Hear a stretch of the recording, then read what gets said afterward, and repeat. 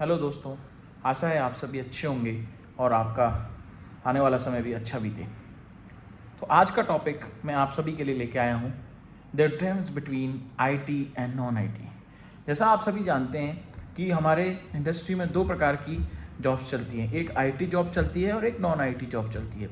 But काफ़ी myth है लोगों में और काफ़ी कन्फ्यूज़न है कि दोनों में डिफरेंस क्या है। कई लोग समझ नहीं पाते हैं क्योंकि कई बार क्या होता है, इवन नॉन आईटी जॉब्स में भी कुछ सॉफ्टवेयर रिलेटेड रिक्वायरमेंट रहती हैं जिसमें कि वो बोलते हैं कि आपको इस पर्टिकुलर चीज़ पे काम करना आना चाहिए, तो वो लोग समझते हैं कि ये भी आईटी से रिलेटेड है।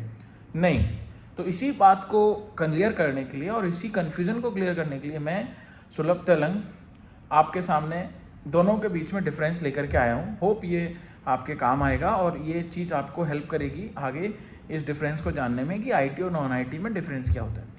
मेजरली जो आईटी पोजीशंस होती हैं, जो आईटी डेवलपमेंट की पोजीशंस होती हैं, वो ये होती हैं कि या तो उसमें जैसे आप प्रोग्रामर के तौर पे, जैसे जो इंजीनियरिंग करे हुए है, बीएससी, बीसीए, एमसीए, जो ग्रेजुएट्स होते हैं मेजरली, जिनके आईटी रिलेटेड जैसे जो सॉफ्टवेयर रिलेटेड वर्क करने के लिए इंटरेस्टेड होते हैं, जो इंजीनियरिंग डोमेन के हो गए या कंप्यूटर रिलेटेड डोमेन के हो गए हैं, उनको ज़्यादातर हम आईटी की श्रेणी में रखते हैं। वो कहलाते हैं IT related positions. IT position जिसमें प्रोग्रामिंग लैंग्वेजेस, जैसे कि आजकल आप सुनते हैं ना कि कई डिफरेंट प्रोग्रामिंग में काम हो रहा है, जैसे एआई वगैरह की जो पोजीशंस अभी आ रही हैं, आर्टिफिशियल इंटेलिजेंस, तो ये ज़्यादातर सारी की सारी आईटी रिलेटेड है क्योंकि इसमें कहीं ना कहीं आपकी प्रोग्रामिंग इन्वॉल्व है, सॉफ्टवेयर स्किल्स प्रोग्रामिंग इन्वॉल्व है और day to day computer related activity involve है।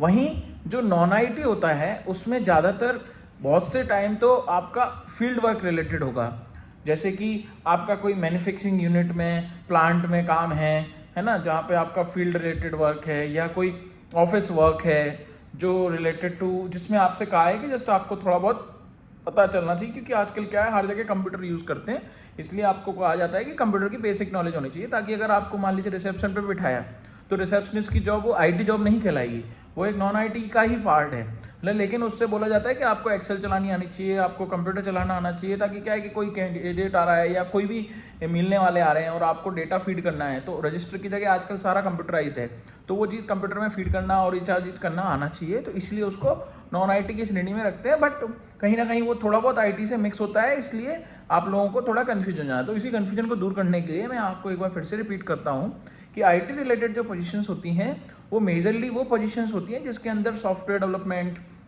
प्रोग्रामिंग या हाई लेवल जो टेक्नोलॉजी रिलेटेड पोजीशंस होती हैं उनको हम आईटी स्किल्स में रखते हैं।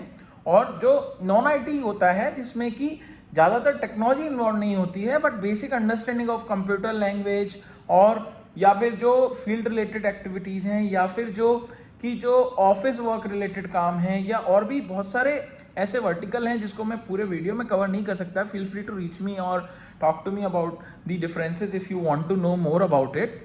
आई am always happy to share my views and experiences with you. तो ये एक बेसिक डिफरेंस है।